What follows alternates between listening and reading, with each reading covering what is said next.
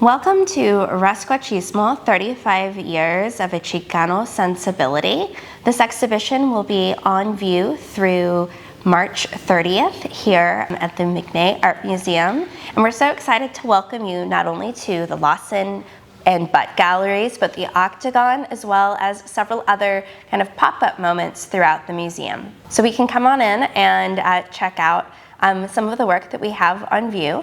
I'm Mia Lopez, Curator of Latinx Art, and I am joined by the brilliant scholar of all things Rasquachismo and Latino culture, Dr. Tomás Ybarra-Frausto. It's an honor to have you here with me and in conversation in the galleries. Well, it's been a wonderful conversation that we've had, and I'm glad Mia finally put together the meaning of Rasquachismo in visual form. I'm very happy that she has gone back historically and brought a lot of pieces from artists who exhibit this sensibility in their artwork. It's exciting to be showing the many different permutations that Rasquachismo can have within visual art. We see everything from paintings and prints and photographs to blown glass, sculpture, materials that we would, of course, typically associate with fine art, but also things like beer bottles and wrappers and blankets and aspects of art making that maybe are a little bit less familiar to our audiences. And I think that all really embodies this spirit of inventiveness, the ideas of defiance and resilience and playfulness that Rasquachismo as a whole really alludes to. Absolutely. I'm also really grateful to Tomás for lending some objects from his personal collection to the exhibition. It's so special to have this recent acquisition to the McNay's collection, Mi Chicano Corazón, by the artist Einar and Jamex de la Torre, flanked so beautifully by these two pieces from Tomás's collection, Alma en Pena and this Janus work. Again, not only exhibiting pieces by artists who readily embrace the entire spirit of Rasquachismo, but also artists that Tomás lives with their work every day. I would like to go over here to the altar. This is our hybrid altar Wunderkammer Cabinet of Curiosities, and this was perhaps one of the most fun elements to collaborate with Tomás on. I think one of the interesting things is how the artists take, for example, the historical idea of the Wunderkammer came from Europe, and it's a place where you put magical objects. And so the people have taken little things that they are magical. For example, this little bird here. It's a wonderful little magical object here.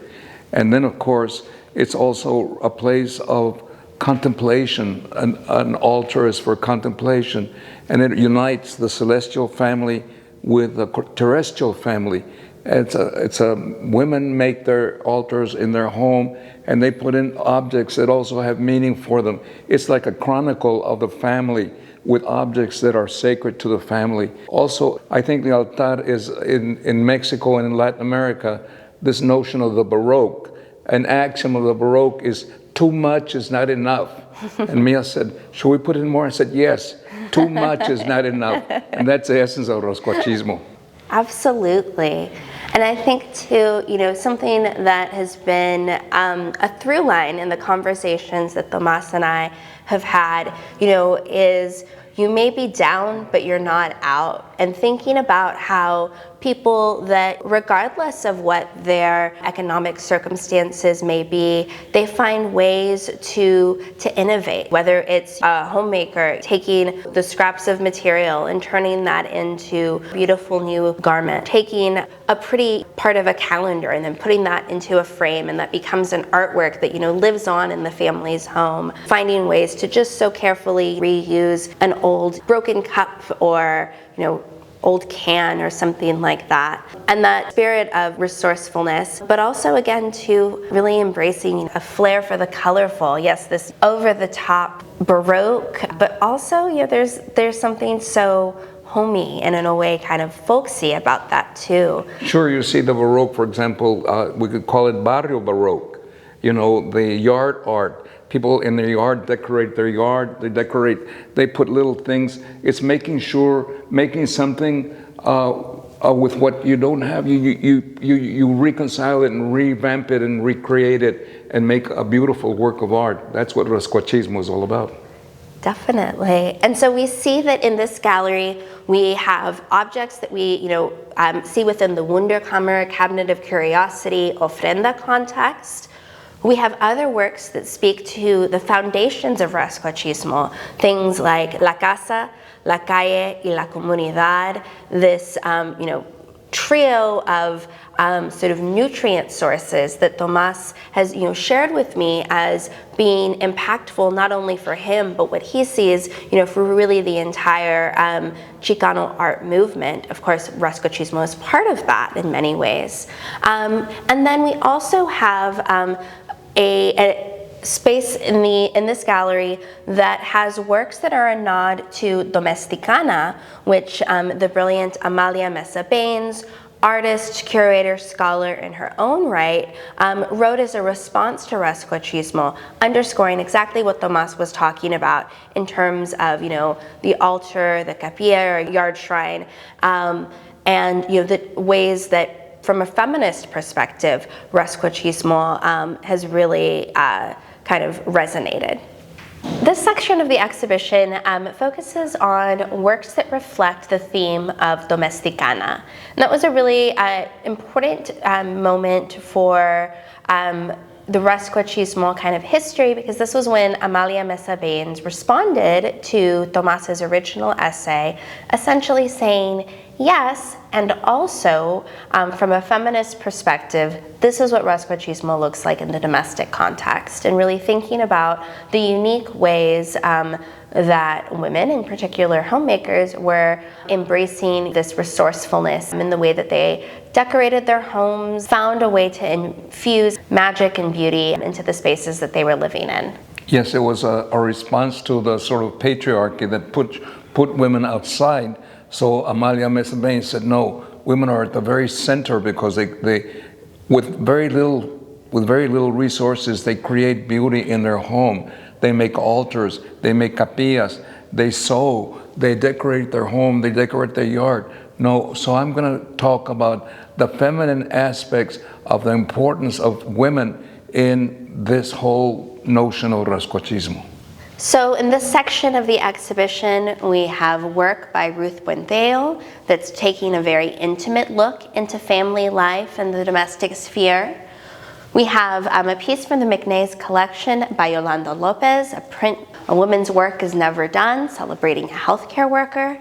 We have textile pieces from Mickey Rodriguez, an artist from Laredo, now based in San Antonio, that is using craft techniques and taking found objects and materials that she feels like carry their sort of stories and spirit and energy of the original owners.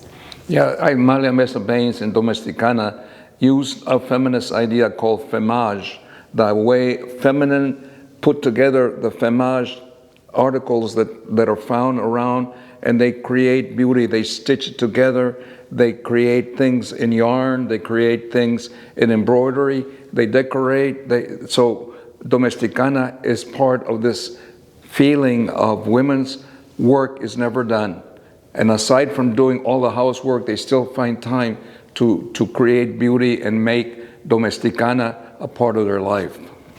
We see different interpretations of femininity, spirituality, and craft in these pieces by San Antonio artist Kathy Vargas that are part of the McNay's collection. And a different reflection on domestic life by the artist Rolando Briseño. And Rolando is really thinking about both the kitchen and the dinner table in particular as a source of strength and kind of a center focal point in the home and in his life, and in a way reflecting on the gradual sort of disappearance of that, both culturally, but also really wanting to bring us all back to this round table to have dinner whether it's sitting around in conversation. There's also this computer, the presence of technology starting to loom. And then we have this dish towel that he has creatively used pipián chiles as the material to put this recipe and these sort of instructions for a peces blanco, whitefish recipe. So really celebrating in his own way, the cooking and coming together at the dinner table. So before visitors even have a chance to see the full Rasquachismo exhibition, they are welcome to buy these works by Chicago-based artist Victoria Martinez. Victoria uses textiles, bricks, found material to create these monumental pieces that are in a way both fluid but also have a very strong presence. And I thought it would be really exciting to bring them into a space like this at the Octagon where they could really kind of have room to breathe, can move with the air. These are pieces that both reflect the city of Chicago and the neighborhoods Pilsen and Little Village where she grew up, her experience walking around, seeing different types of architecture, but also the way that people were decorating their homes and their yards, the juxtaposition of the older homes with the ongoing gentrification, discarded materials, but also storefronts and the material of everyday life. Everything from the grid of the city to art history of Mexico and Latin America is an influence in her work. And I'm really excited that this is the first time that she's exhibiting in San Antonio and to introduce viewers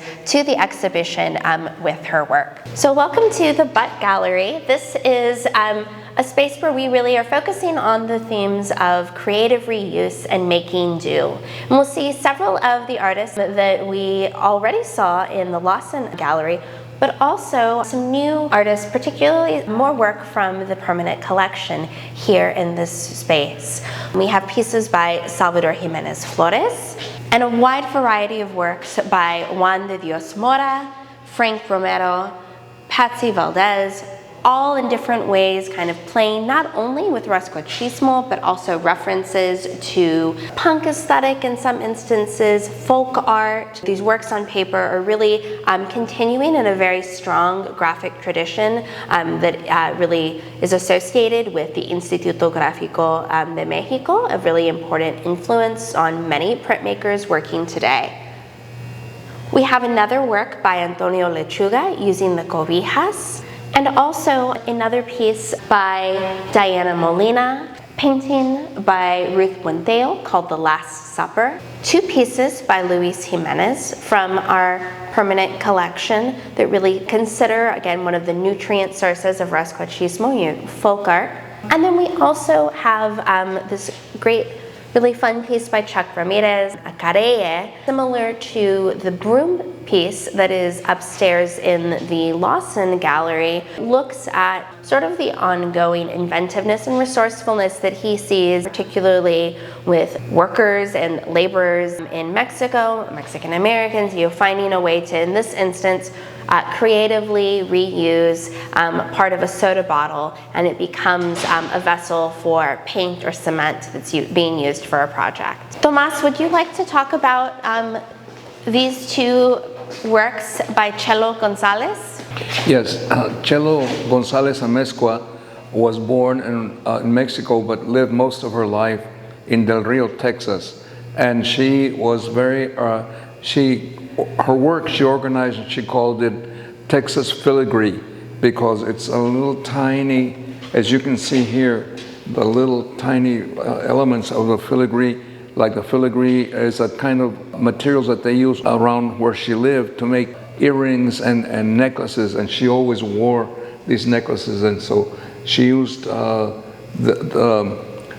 filigree, the Texas filigree is what she calls her work, and she worked on paper, on cardboard, and she used only pens, colored pens, only 4 colors, red, green, blue, and black and white.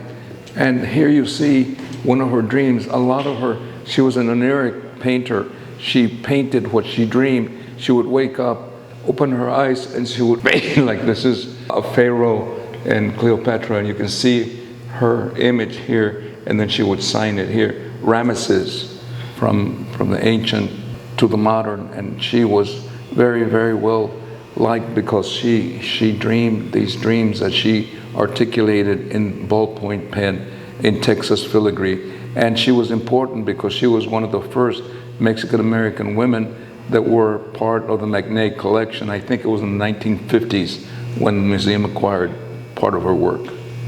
Yes, so she was the first Chicana artist to have a solo exhibition here at the McNay in the 1970s, I believe. And then this work was donated to the museum after the fact, but still is a really beautiful homage, to her career and her legacy. Thank you so much for joining us on this tour. I hope that you enjoyed it. There's also some wonderful insights into some of the stories behind the work by artists that you can exclusively access on the audio guide, also available on Bloomberg. Thank you for joining us, and come back and visit us soon.